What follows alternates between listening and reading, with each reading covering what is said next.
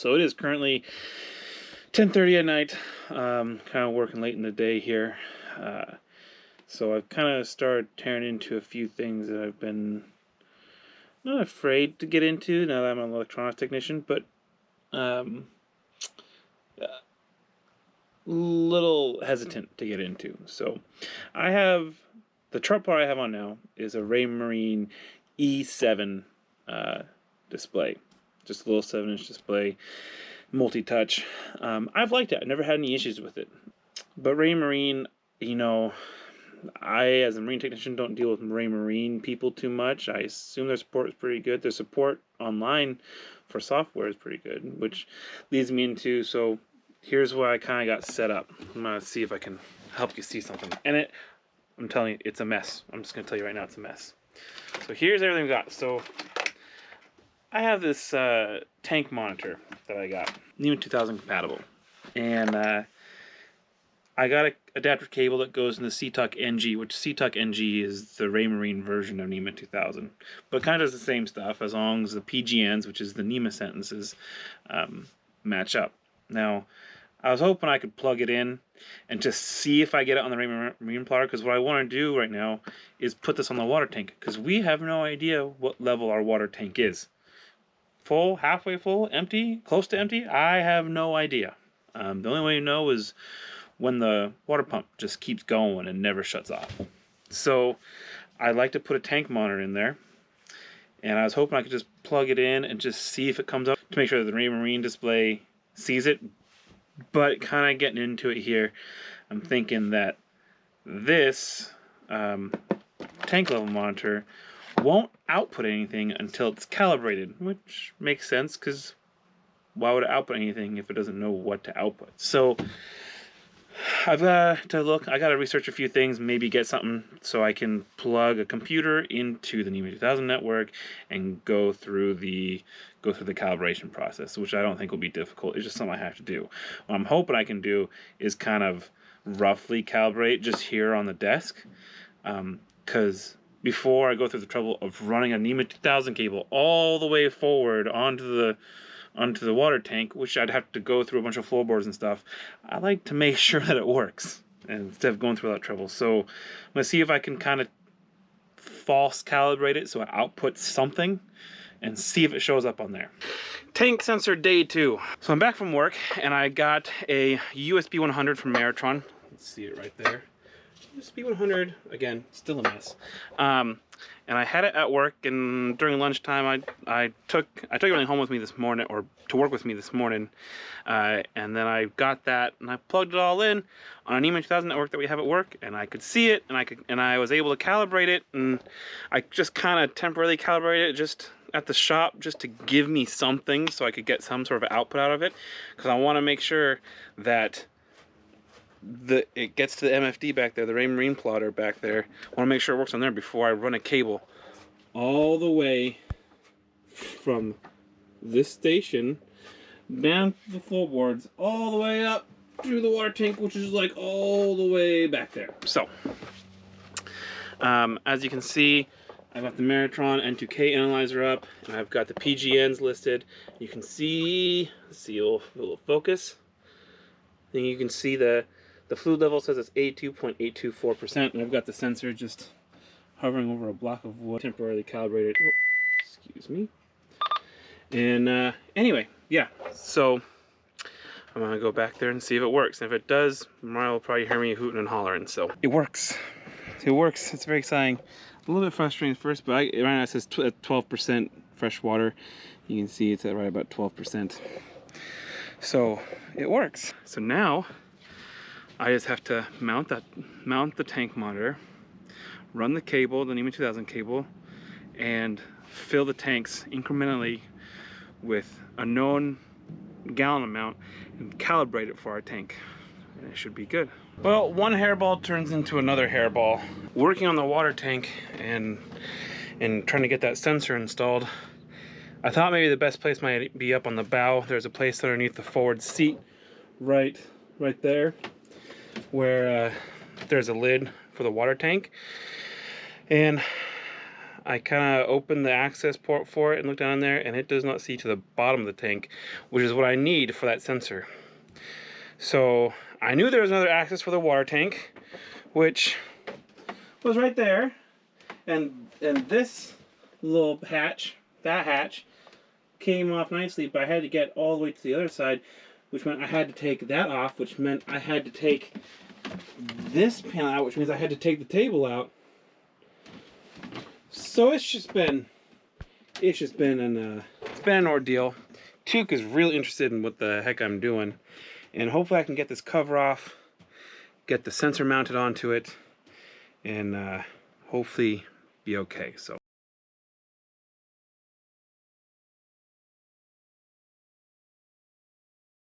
I'm going to regular video real quick because I got the tank level monitor in there, Maritron, and yeah, so I'm going to bolt it all back down and we'll see what happens.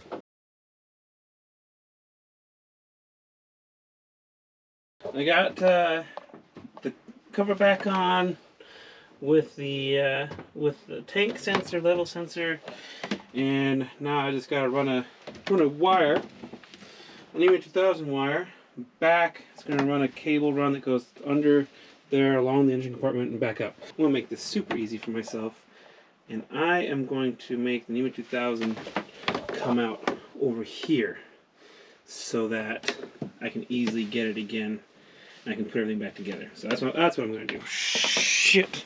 Haven't even started and I'm losing parts. Oh, wait, no, yeah, it's right there.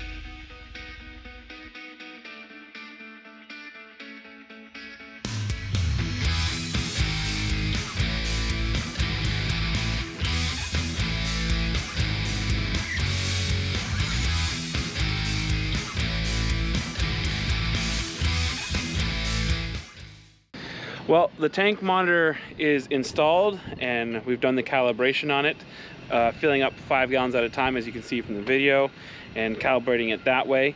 The only issue with the tank sensor is that where it's located on the where it's located in the tank is not the uppermost part of the tank, right? So you have the lower part of the tank where or the lower, we'll use this phrase, the lower top of the tank is where the tank sensor is, and then there's an upper top, right? Because it's the way the tank is shaped. So at about 75%, it will stay at 75% on the MFD until it drops below 75%, and then it'll start reading correctly. So really, it never really gets to 100% full, but that's okay. I don't really need to know when we're full. I know when we're full, so when we're filling up. I need to know when we start getting lower so we can start conserving water when we need to. But anyway, here we got the MFD, and I went ahead and already set up the data on here, and we have right now 43% full of tank, and we haven't filled up in a few weeks.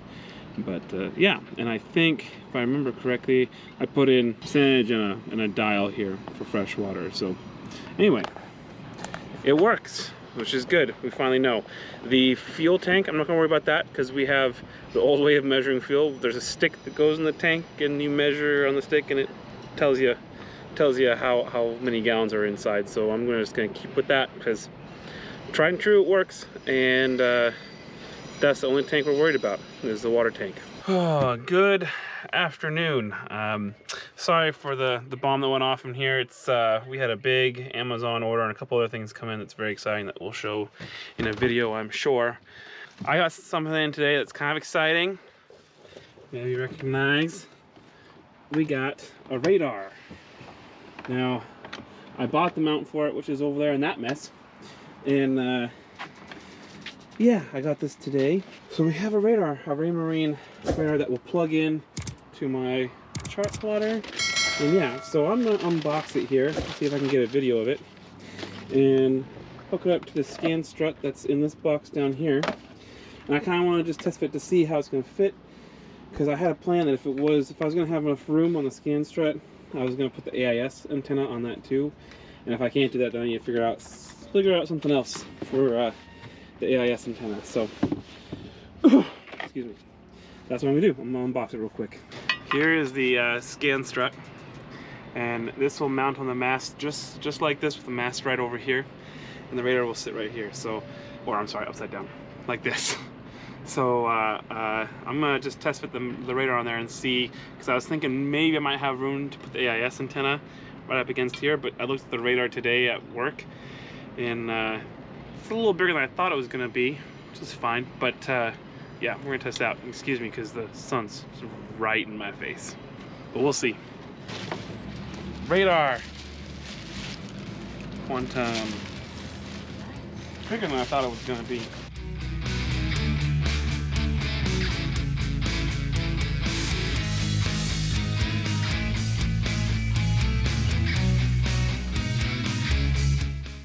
So this is our AIS. I'll show you what I was talking about, the issue. I think you can see this, is that it has a little L bracket that you mount right against the face. And I was thinking of mounting that just around the mast. But here's the issue. When you're moving and all that stuff, I don't know if you can hear that, but it would be hitting the mast all the time. Super annoying. So my thought was that I could drill some holes and mount this guy just right here. And I think that's what I'm going to do, because it's going to bring it out that far, and it will rarely hit the mast. And then I'll be able to bring the radar and the radar and the AIS antenna all down at the same time. Now, like I said, the radar may interfere with the AIS a little bit. I think, at least while the radar is running, but we're not going to be having the radar running all the time. So I think it'll be okay. Well, welcome to the bombshell that is my cockpit right now. It's toys and tools and ladders going all the way up. So as you can see, I mounted the radar pedestal, and it actually turned out better than I thought it would. It's okay, and it's pretty straight. I mean, maybe not perfect, but you know, I'm a 95% kind of guy. He's got to be 95% correct. Who cares about the other 5%? I'm just kidding. It irks me, but what else are you gonna do? I'm not gonna re-drill holes. That sounds like too much. Especially, yeah, this just sounds like too much.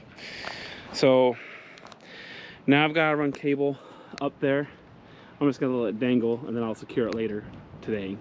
But I gotta put the AIS antenna, and I gotta put the cables up there, and then I can haul up the radar dome and get that up there. So I'm gonna try and put the GoPro on my head and see if I can get some video of me doing that. I don't know how well it's gonna turn out, but we'll find out.